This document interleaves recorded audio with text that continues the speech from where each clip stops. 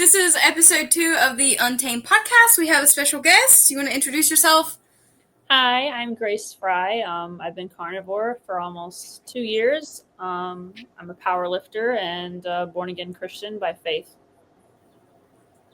Okay. So, you said you've been carnivore for almost 2 years. What were you doing before you did carnivore? I try to eat, healthy, but, processed healthy food is not healthy. It's fake healthy food. So, Yeah. I do a ton of meat, but I'd still, have some bread with it and, a lot of peanut butter and chocolate and ice cream and energy drinks. What else did I eat? I'd have, a ton of protein powder, which is just processed waste from the whey, from milk or cheese or whatever. I still use it in recipes sometimes, but it's not often. Yeah, it's pretty rare that I have some. If I want a protein shake, I'll just drink raw milk. Yeah, me too, most of the time. Okay. Oh, hold on. I had a question and then I forgot. So, you do powerlifting, right? Yep. So, how much are you lifting? For the squat, my max is 215. For the bench, it's 155 paws, and then for the deadlift, it's 7 pounds away from 300, so it's 293. So I'm really close. That's a lot. Okay, so what I always think is funny when I see these people who are like, I lift this much, and I'm like, I used to weigh almost that much. I was carrying that around every day, which is, I'm not trying to discredit what you're doing, but I always think that's crazy. It's always something to look at. So, did you lose weight carnivore? Did you gain muscle? What happened with that? At first I lost a lot of fat and water weight, but then it mostly came back. I was already weightlifting and having a high protein diet, so I personally didn't gain a ton of muscle. If you're not totally into working out and a lot of protein, then you will gain a lot of muscle though. Yeah. Well, I'm fairly active, but I'm not a big workout person. I'm farm fit. I can lift feed bags. That's good enough for me. So, Right. How do you find carnivore? That's what's really interesting to me, because I know I used to be super into the health space, of the high protein, low calorie, anabolic everything, and I used to work out, but it wasn't anything effective. So that space is totally pushes anything carnivore away from what I've seen. Anything low carb is nope, negative, that's gonna kill you. So how did you come across carnivore? Well, keto became pretty mainstream, and at least by 2020 it was really mainstream. But I was always man, I just can't do that. I like carbs. But honestly, being more strict, I could never do keto, but going more strict made more sense. Eating just meat just made more sense because it's the ultimate elimination diet. Because I started all of it to just improve my allergies and my skin. I was just tired of being itchy. Oh yeah, I have I just don't like being itchy. So I've done keto, carnivore, and animal based. I can do animal based, but I will gain weight. I think it's mostly just water based. But it's the fruit. It makes me crave sugar. So it didn't give me autoimmune. It did not give me autoimmune reactions, but I did crave sugar. So that was and it had to be organic fruit too. So it had to be glyphosate fruit. Keto I can kind of do, but it has to be super clean keto, and I can only do certain stuff. And I'm more ketovore most of the time anyways. I'll have seasonings if they're clean and they don't give me reactions. But I think that's most people, you want to add in what you can. You don't want to just be strict for the sake of being strict. Yeah, I can't really add in fruit either. I'll just crave more and more sugar. When I was younger, I had eating disorders, anorexia and bulimia. So a lot of women, it's just it's triggering. I just want more. Oh, And I agree. I'm not going to eat more. It's still like, but I have that in my head that I want to, and I don't like that. Okay, so for me personally, I think that eating disorders are more about what you're, because the recovery community is like eat everything and anything and eat as much as you want because you're recovering. And I'm like, that doesn't make sense, because when I would do that was when I would go and have like a binge cycle and then like wouldn't eat for like 3 days. And that's how that was. But now eating carnivore or doing whatever, I feel so much better not having the options to eat everything and anything.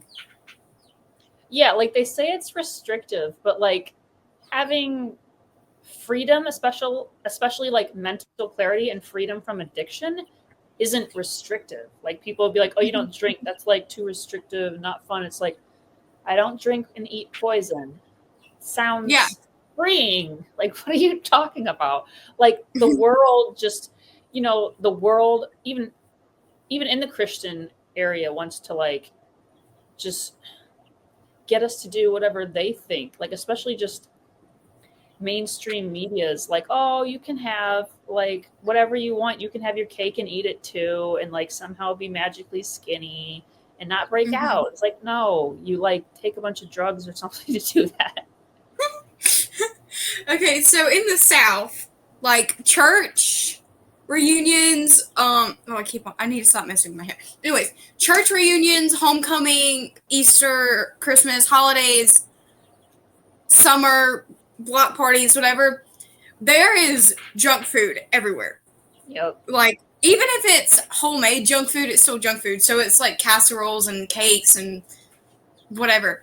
But what I notice a lot with like the youth community is they'll have pizza on Wednesday nights, hot Cheetos, sodas. Like, how I can't see how the church preaches treat your body as a temple of the Holy Spirit, but then like everybody knows junk food is bad. Like most people don't look at Cheetos and be like, oh, that's healthy. Like everybody knows somewhat that it's bad. So I can't deal with the hypocrisy of it all.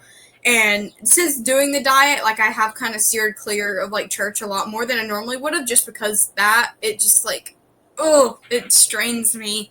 Yeah, they make a joke and call it like or we've kind of just called it the Baptist sin. It's the sin that's like acceptable. Gluttony's well, you can do that. Well, I'm not like smoking crack and cigarettes and drinking, so I'm gonna eat a bunch of food.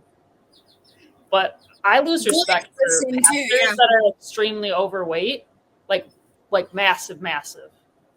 Like if they have a gut, I'm like, whatever. But like if you're massively overweight, I just don't, like, I visibly can see that you're not taking care of yourself like you're supposed to. Yeah, well, my cousin, he's a pastor. He's really the pastor's PA, but he also preaches too, and he's severely overweight, but I'm not talking about it like I'm going at him. I'm just saying, I can't. He's family, so obviously I love him, but I can't listen to what he preaches, especially when it comes to just how you treat your body and be.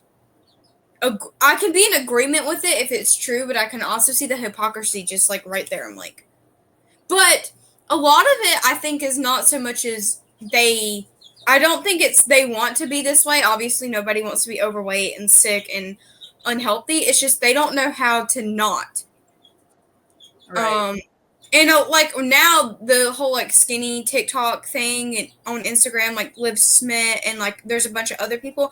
They're like, oh, just eat less, and that works. Like I did lose weight doing a calorie deficit, but I felt sick. I felt horrible. I felt like crap. It was just not good for my mental health either, and that works. But if you're struggling with food addiction, cutting back, you can't do that. Food is the one thing that you can't be addicted to and cut out, because then you'll just die. Yeah, we can't completely abstain from food. Yeah. But abstaining from like junk food works because they make it addicting on purpose. Yeah, it's hard. And especially if you're in like a family or like a community where like everybody around you is just like eating junk food all day and you're the outlier, it's definitely harder.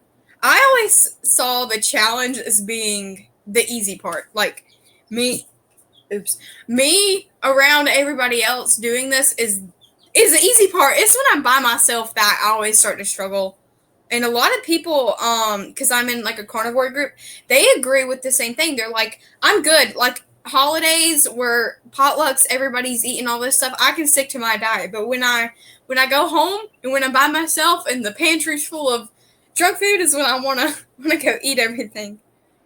Yeah, I just don't even. I try not to even have junk food around. Mm-hmm. I'm a main cook, so it's easier just to be like, I'm only making meat.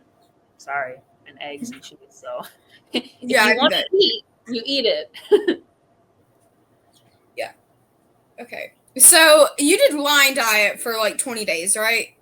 Yeah, I was like, I only made it 18 days. Okay. So I did it 49. I almost made it 50. 40. It Oh was wow. 47, 48, 49, something like that. And I was super strict.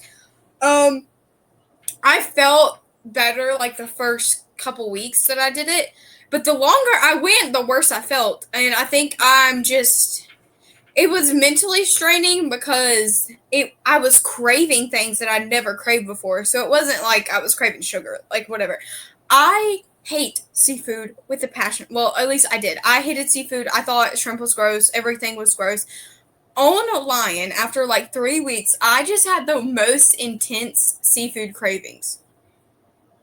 So I had seen a bunch of other people doing line, and they were like, I feel great. And then I was kind of beating myself up. I'm like, I'm having seafood cravings. Like, I can't, I just need to stick to it, push through. And then I saw Nia's Way, she's on YouTube, and she had the exact same cravings as me. Like, and mine was later on, but it was like butter, seafood, like it was like just random stuff that you wouldn't think of.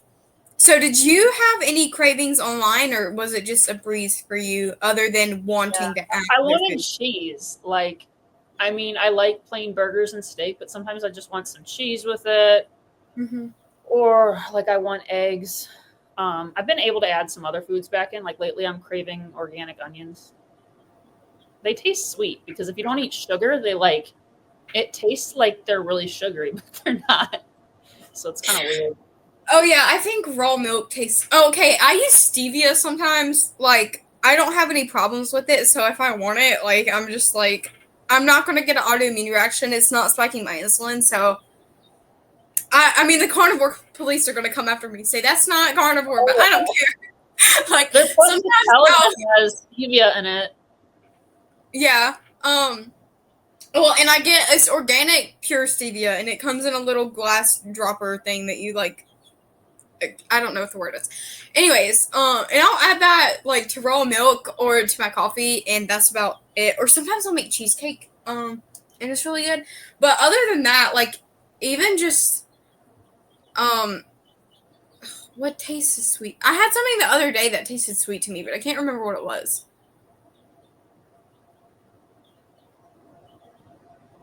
Yeah, I don't know. I'll have to think about it. Oh, okay. So I went to a coffee shop and I got a coffee, and I ordered it. Carnivore. I was like, coffee and heavy cream and ice. And I was like, what kind of sweeteners do y'all have? And they said we have stevia and sucralose and this other thing. So I'm like, okay, put stevia or sucralose in it. And then they put it in there, and I'm like, okay, I put like a tiny drop or two in my coffee because I've never been like a huge fan of stuff that's super sweet, anyways. And I took a sip of that, and I was, that's disgusting. Like it was so sweet and just like sugary. And then I was like, can you taste this and tell me? So my boyfriend drank some of it and he's like, oh, this is good. Like, this is not even that sweet. And I'm like, what do you mean? It's like straight sugar tasting. Yeah, our taste buds just rapidly change. Yeah. And then there was something else that was just like, oh, veal. It was veal that tasted sweet to me. So when I was on Lion, I was eating a lot of red meat, obviously. And I added veal in, even though I know it's ruminant meat, but I added it in. In the first bite I had of this, I was like, this tastes sweet. why does this taste sweet? It tasted like, because veal's obviously got the texture of pork. So it tasted like marinated pork, like sweet marinated pork to me. It's like, this is so weird. It was just straight veal. Like, I just stuck it on the grill and ate it. Have you ever experienced anything like that? Like, it was meat and it tasted sweet? Yeah, like sometimes like pork ribs, like the pork fat will taste like, I don't know, like meat candy. I've had people say that like bacon is meat candy. So Bacon maybe is that's definitely meat candy. right. That's like our dessert. So what was your big did I ask you this? What was your big whys for going carnivore? I know you wanted this allergies. Yeah, itchy skin and allergies, like because a lot of plants, like I'm allergic to ragweed and latex, and that can cross react with a bunch of other plants. So that was my original reason. But then like I went carnivore, and I'm like, my anxiety is so much better. My Definitely. Raynaud's disease, I don't have circulation in my toes. That went away. Like I don't have to wear like 2 to 6 pairs of socks in the winter now. And I don't know, my ADHD was like better. I was able to go off my Adderall for my ADHD that I'd been on for like 9 years or something. Hmm. So that was just like a long time. I eventually was just like, I don't really need this. Like I'll just take less and less, and I just like took myself off of it. Okay. I have something else I want to ask you, but I want to ask you this first. Um, okay, I know I asked you how you came across carnivore, but I don't think we I think we got distracted. So how did you come across carnivore? Yeah, just YouTube, like Sean Baker, Anthony Chafee, Steak and Butter Gal. I read Sean Baker's book and then Paul Saladino's books, and then like every other book I could find, like Judy Cho, Gundry, Sally Norton, like almost all the books out there I've read because it just helped Okay. me stay motivated. I hate reading like like fiction books. I can't do it. I just get bored so easily. Um, I think so. Did you come across it from like the autoimmune part of it? Like, oh, this is healing, or did you come across it from like, oh, it increases performance? Like, what did you see first, or was it just a combination of everything? Yeah, it was a combination of everything, but originally it was like the allergies, the autoimmune, and like the healing. Um, yeah, I just like I didn't need acne medicine anymore, which is crazy. I'm like, I wash my face with beef tallow. I put beef tallow on and I eat beef. And then now I don't have like as many hormonal breakouts. It's kind of crazy. I thought it was gross at first. I'm like, I'm going to stick beef fat on my face. This is weird. Yeah, everybody's because I'm trying to get my hair back to brown, but it looks so red right now. It's probably this lighting too. I want to get it back like dark, but it's super damaged from like how many times I've dyed it. So I'm like slathering beef tallow on my hair every night and like just coating my skin and like everything. And like before I go tan, I put it on my skin. I look so pale, but I'm darker. I'm a lot darker than that. Um, and I'll slather it on my skin, and everybody's like, "Ew, that's so gross." Like, but it feels. I always hated the way lotion felt. I was like, "This feels disgusting." So I never used lotion. I had super bad eczema. It was on my hand. It covered my finger. It went up my arm, like right here. It was on my legs. I don't have it anymore, but occasionally in the winter, it'll flare up too. In the spring with allergies, and that's just environmental causes. It'll flare up. If I put beef tallow or like bacon grease on it, like it'll just go away. That's what our ancestors did. I mean, they used lard and everything else to make soap. They didn't have all these weird chemicals. So do you use any kind of like skincare products that are not commercial? I make all mine pretty much. Okay. So okay, this is not carnivore. What do you use for shampoo and conditioner? Um, I'll end up having to like buy conditioner. Like Honest Company has some healthy Mhm. conditioner, and then I'll use like a normal shampoo if my hair is super oily. Like if I do an oil treatment, But other than that, I just use the tallow shampoo bars that I make in my hair. Okay. So I'm doing an experiment right now. I slathered my hair in grease yesterday, and I feel like it doesn't look greasy. It actually looks quite dry. But so I used Restore clay, an egg, and water, and I used that as shampoo, and I let it sit in my hair. And I'm being honest, my hair was like slathered in grease. Like you could see it was drenched. And I left it in for like 5 minutes, rinsed it out, and then I did an apple cider vinegar rinse. And my hair, it may look dry, but that's just because I have curly hair and it's super damaged. It's soft and it's not got that greasy feel. Even when I use shampoo, if I have oil in my hair, I feel like it still comes out pretty greasy. So this is doing. It just I've strips done this before, but I wanted to start doing it again because I kind of started using normal shampoo again, and it was making my hair feel weird. But I got like a whole business out of Carnivore, like gracefultallow.com. Like I make all sorts of stuff. Wait, you have a business? How did I not know this? Well, you just found me like 2 days ago or something. Oh yeah, so I was watching some of your YouTube. I think I watched all of them, but I've got like no attention span, so I probably didn't pay that much attention. I tried to though. Okay. Here's what I wanted to come back to. When you were talking about ADHD, your ADHD got better. Mine and my trainer, my horseback riding trainer, she's on the diet too. Well, she's more ketovore than me, but she basically does it too. She said her ADHD got worse too. We're both like when we're working together, we're so scatterbrained, it's hilarious.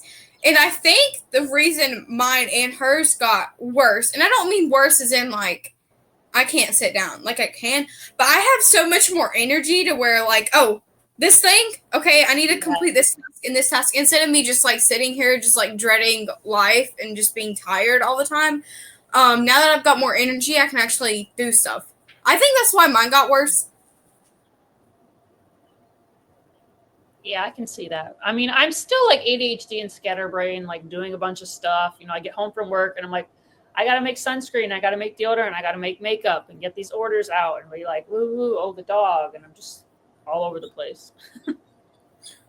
Okay, so I make my own beef tallow mixture. And I use this for everything. So it's half coconut oil, half beef tallow, and then you can add whatever essential oil you want to it. I use this as tanning oil, hair oil, face wash. Sometimes I use it as toothpaste. That's actually worked pretty good for me because you just mix it together and it's like it lasts for a couple months. You just put it in a big old mason jar. So yeah, what do you use? Just tallow for my face because I have acne, so like coconut oil can break you out. Or I'll do like a charcoal in the tallow for acne. Coconut oil breaks you out? Yeah. It's a 5 out of 5 on the comogenic scale. I didn't realize that. See, I'm not like I try and be conscious of everything I'm doing, but most of the time I do not pay that much attention. Like I research things, but I don't get as deep into it. And it's also hard too because a lot of what like mainstream media pushes is if you Google search something, that's what you're gonna get. So you really have to dig to find like true answers about something. I've never had any problems with coconut oil, so I must just not be allergic to it. Yeah, it depends on the person. I have noticed I've been putting on my face, and this just could be because I sweat more than I used to. My blackheads have started to grow more, but that could just be fine to put on your body. But like maybe just plain tallow on your face would work even better. Yeah, I've done both, and I really didn't notice the difference. I think it's just having more oil on my face will. Aren't blackheads just like oil that's been built up? I think. I'm not sure. I'm not an expert on anything, so. Okay. So your hormonal acne got better doing carnivore. Have you been lifting more, like the same amount, less, like since you started carnivore? I mean, about the same. Like, I'd like to say I got way stronger and stuff, but like I didn't. Like, I already had like a ton of protein and like was consistently working out. But I have started. I started competing right before I went carnivore. So my second competition, I was a month into carnivore. Okay. So, I mean, I think it does like help me prepare my body, and like it's easier to cut weight for a competition. And like I think it definitely helps with recovery because you just don't have this inflammation all over. Because I have a bad hip. It's called hip dysplasia. It's like my socket's like shallow, so it can like just my hip can just swell up, which is not fun. That's not fun. Yeah. Okay. So my reason for asking that was I've done it like since all my issues were like all my autoimmune issues were like hormonal autoimmune issues, I guess. Like I had endometriosis, PCOS, and just like probably other stuff that I don't even know about. But I noticed when I went carnivore they got better, but then they got worse again, and then they got better again. So I'm still figuring that out. Like I'm not where I want to be, but that doesn't change the fact that I did research on this. So for a lot of women, lifting a lot raises your testosterone. This is kind of controversial because I see a lot of people who are carnivore and they're like, oh, I can strength train, I can exercise so much more. And then there are other people in the carnivore space who are like, nope, you just need to walk, do light cardio for a woman. Like you don't need to do anything strenuous, and you'll be good. So how do you feel about this? If you're just trying to lose weight, you can just walk. But if you're going for longevity and you want to maximize weight loss, then yeah, you should lift weights. Okay. Because I don't lift weights, but I do work on a farm, so I'm like lifting stuff. So I don't go to the gym and like let me get a squat rack going. No, I just lift feed bags. But that's just easy for me. I don't have the time to go to the gym anyways, so. Yeah, I mean, a lot of farmers are in very good shape because it's a very active job. Yes, I agree. So do you have anything, so we talked skincare, hormonal acne. So you haven't noticed any kind of lifting. You don't look like you have extra testosterone. A lot of times you can just look at somebody and tell. And yeah, you have to like do steroids to just get like insanely big. Like, well, and you're not get that big. Well, and I see like in the bodybuilding community too, like that's more prevalent. Like just women just getting more testosterone because they lift. Like you don't lift 500-600 pounds a day. I don't do that. Most women probably couldn't do that. Our bodies are just not made for that. But I feel like if you did, to be able to have that muscle mass to do that, you would have to have an increased testosterone in your body somehow. It'd just be like, we'll just be bigger and stronger. Yeah. Like, I mean, I'm only like 125 pounds, so that would be a lot of weight for me to lift. I wish I could lift 500 pounds, but I can't. I mean, it'd be a good thing to have, but well, you got to think if you have more testosterone, then you're either gonna have to balance it out by producing more estrogen and more progesterone, or you're gonna have to, like, you're just gonna be high testosterone, and then your hormones are gonna be off balance. Yeah, our hormones, like our testosterone, is only supposed to spike like a couple days out of the month. Yeah, spiking like every day when people are taking exogenous testosterone.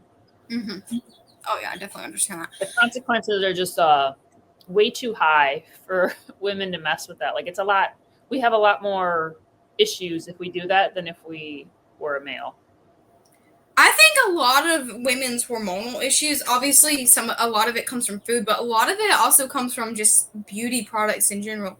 Like almost every single beauty product that like women use so many anyways.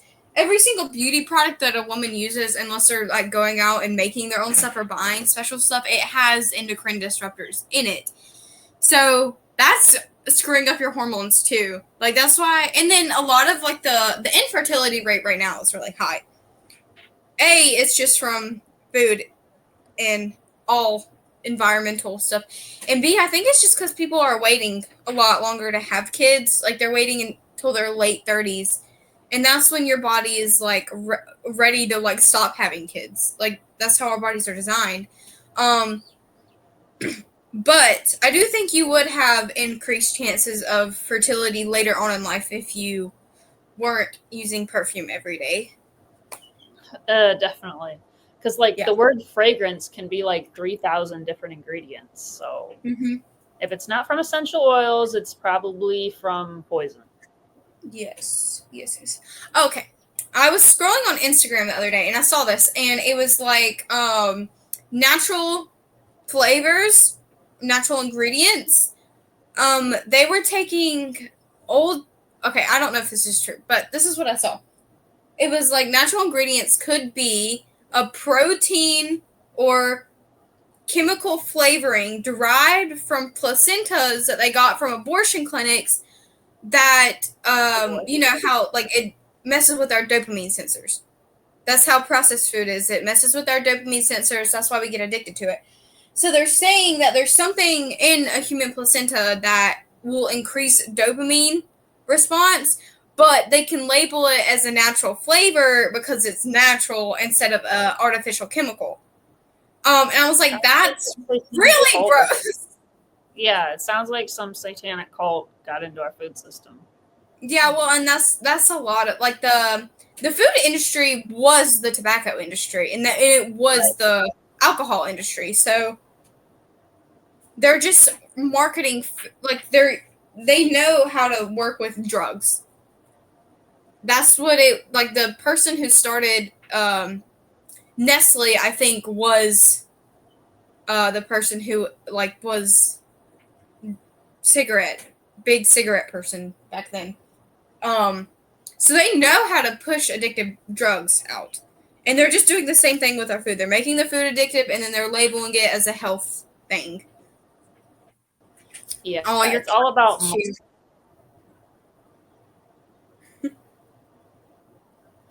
He's my favorite. He's 13. Really? Freckles is 13. Yeah, I've had him since I was 19, so he's my favorite. Here, I got a little. We're getting old. You just hatched today. Can you say hi? You have a chicken in there? Oh. Yeah, it just. Oh God! Don't. Look, it just hatched. Chicken. He's like, I don't care. Okay, let me put you up. I brought in a chicken once to inside the house and a duck to see what the cat would do. The duck chased this cat away. My ducks will do that too. Yeah. Yeah, my ducks. My cats will mess with the little chickens. He doesn't really try and kill them, but he will chase them. He will not do anything with the ducks. Ducks are mean too. They're just tough. Mean. Yeah. Because this dog like got chased away by the mama duck. She's like, don't go near my babies, and she would just beat him up. She's like, I don't care if you're a pit bull, I'm gonna get you. Yeah, and I'm hoping if like pit bulls ever, because I used to have a bunch of bunnies, and they all got eaten by pit bulls, and they were like they were locked up. Oh yeah. Did not change the fact I got a shock collar for him because he once took a chicken by the neck, which I didn't totally care about the chicken, but I didn't want him to do it to my ducks. So I just got that. And I don't even need to shock him. I can just click the beep button and he's like, okay, I'm leaving him alone. Oh yeah. So with my chickens, I went and bought, I have 50 in total. And not all of them are mine. Like I'm hatching some for other people. But I went in it with the expectation that half of them were going to get eaten and die anyways, because I mean, chickens, they die all the time. But no, none of them have died so far. So I don't know what I'm going to do with 50 chickens, but I probably will figure that out soon. You'll get a lot of eggs. Yeah, that's for sure. Okay. Lifting this line.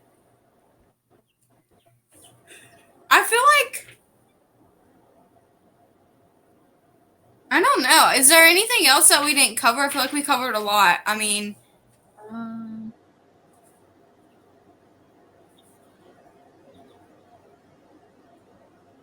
we covered a lot. What foods were you able to add back in and still be able to tolerate?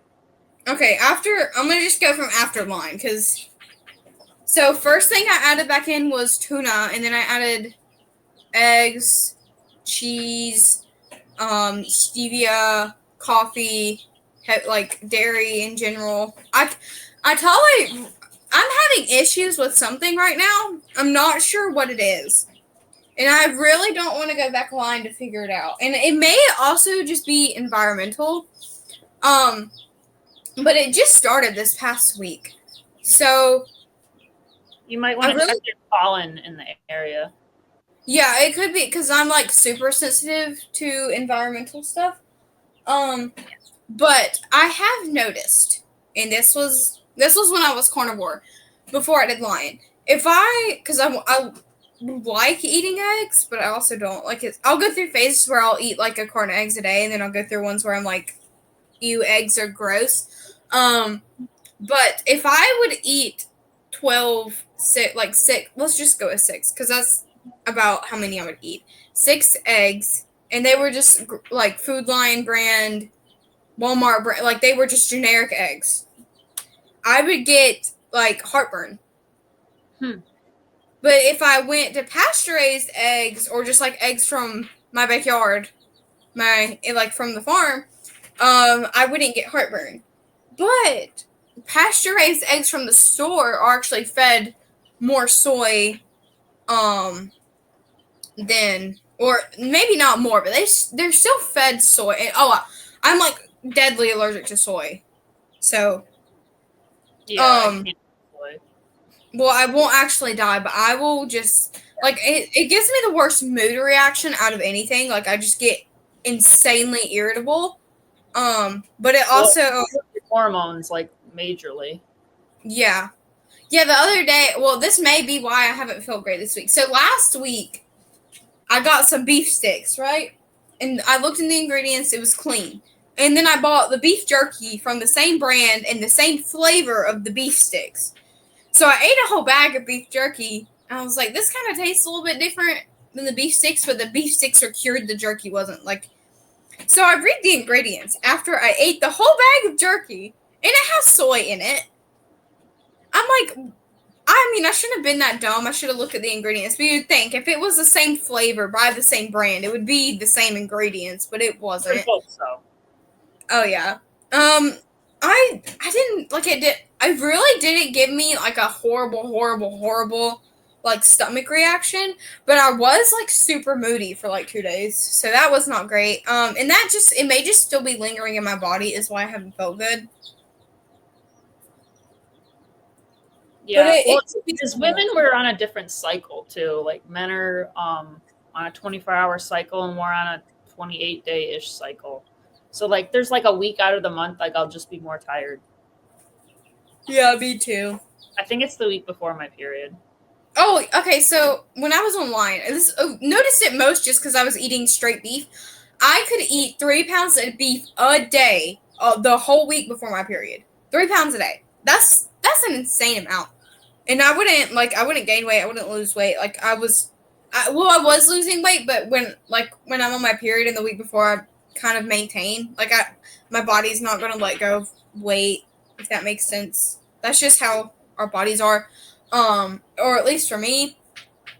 And I would eat 3 pounds of meat a day. That's like and my mom would be like, what? And everybody in my family would be like, you just had a steak an hour ago. Why are you eating another pound of meat? And I'm like, I don't know. I'm just hungry. Just how do you eat more too, or do you just eat the same? I don't know if it's like I eat more the week before my period, but I read the book by Mindy, Fast Like a Girl, and like we're not supposed to like intermittent fast the week before our period because it can mess with hormones. So I try to like have breakfast as soon as I get up like that week, because as women we just can't like fast the same or work out as the same. Like when we're ovulating, we have more testosterone, so we can lift heavier. So oh yes, true. That's when I'm my leanest, is when I'm ovulating. Like I'm 5'1", 180, 90-ish. I kind of fluctuate a lot. But it is what it is. Like I'm more focused on like getting my hormones than I am losing weight. So obviously, anytime I increase how much I'm eating or decrease it or do something else, like my weight obviously fluctuates. So I don't care. I have abs.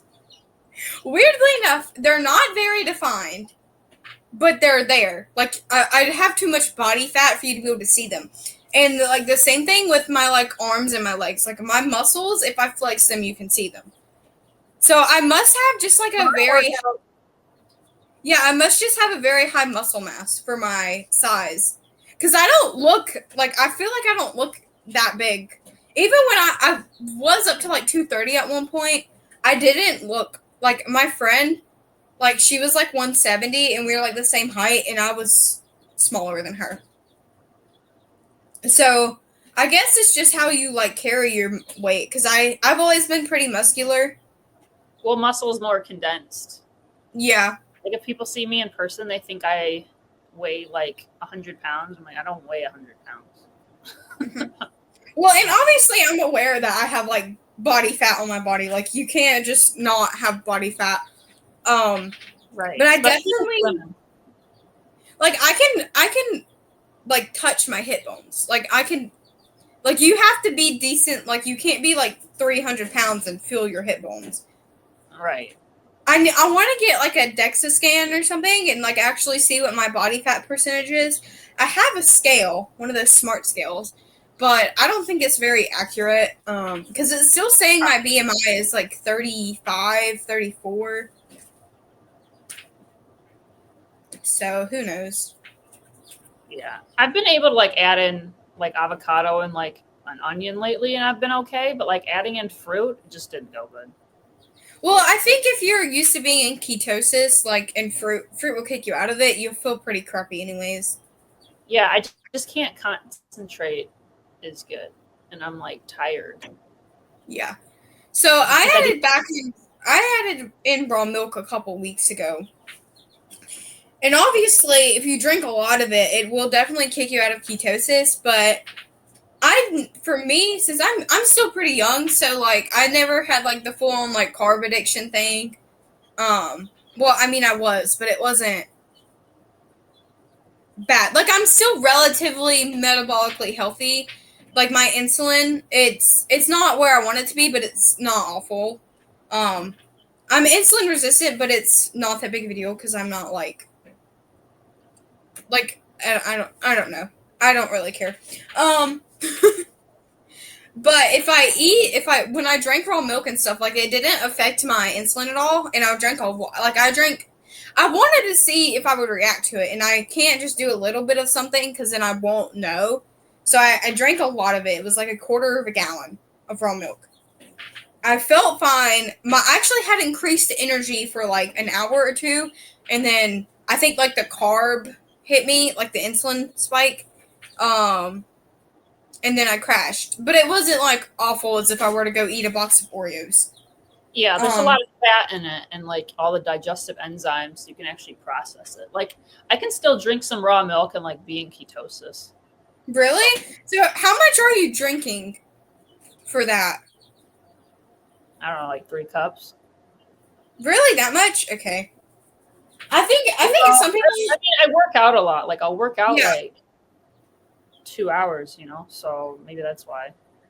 Yeah. Some people like will just burn through it so much easier.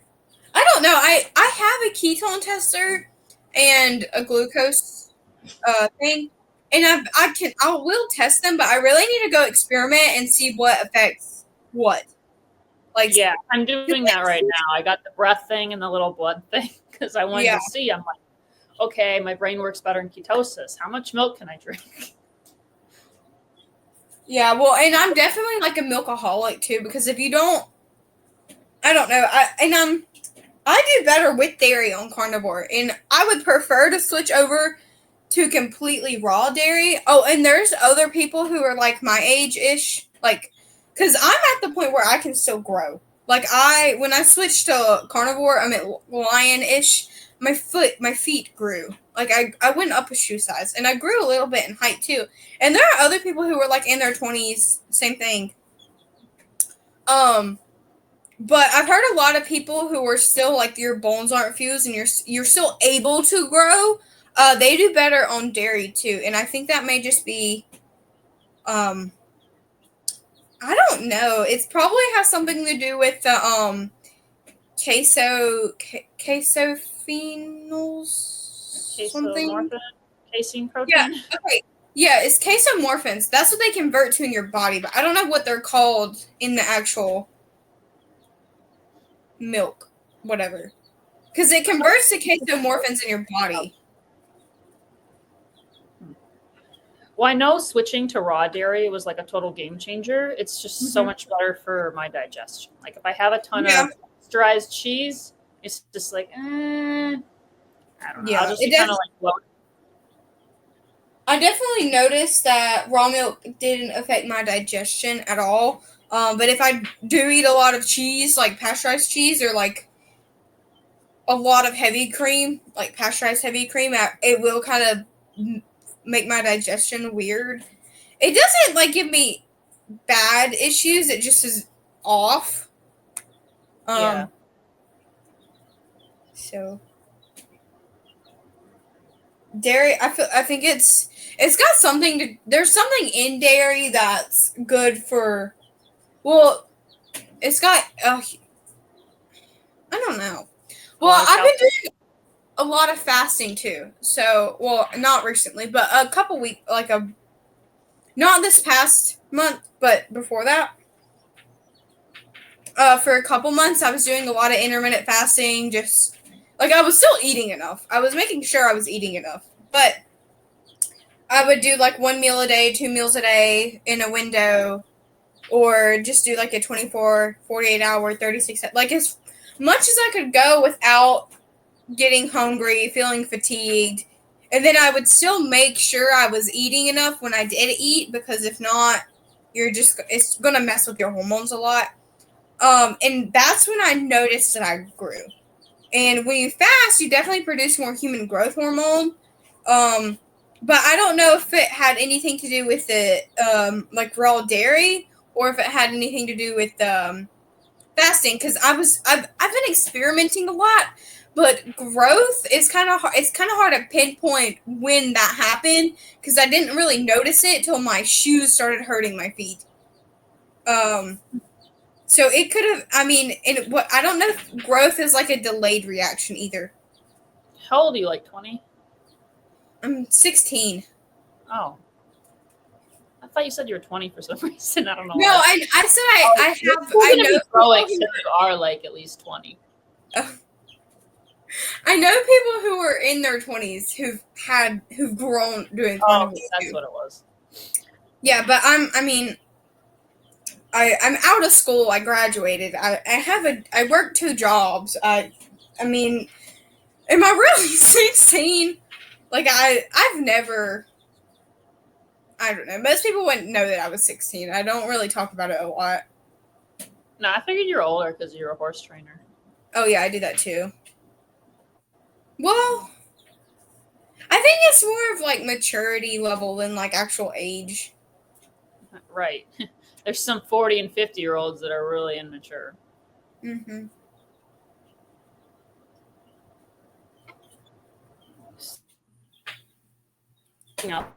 Cover. But it's so normal to me to be like, oh, completely accomplished in life and only be 16.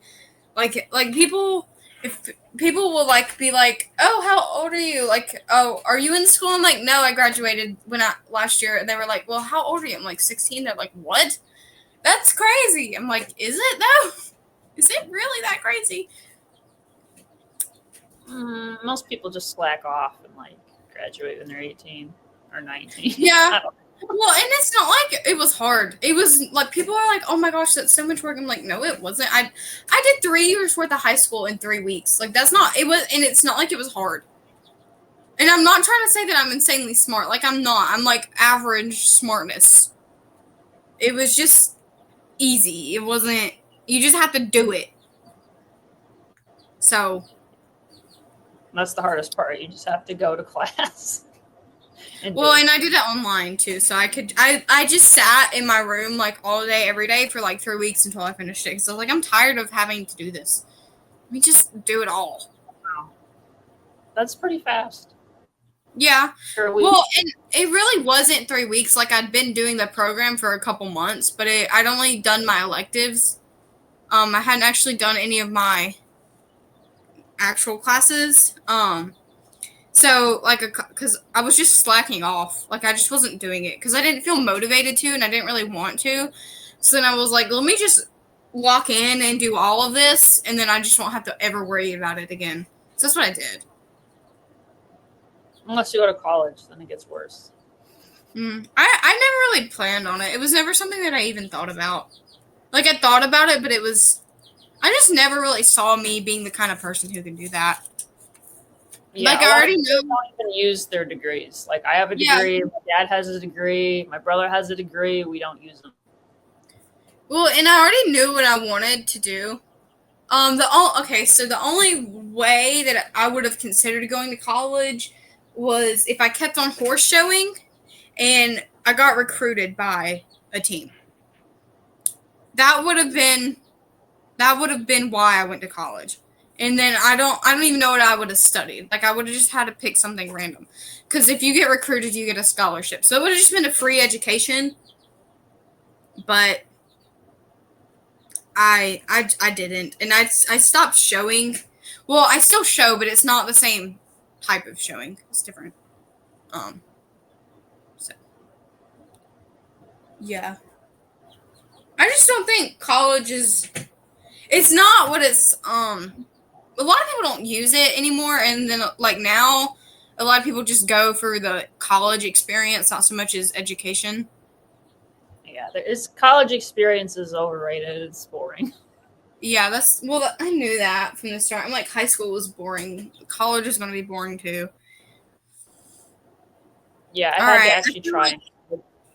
Yeah, I feel like we've talked about everything. This is end of episode 2.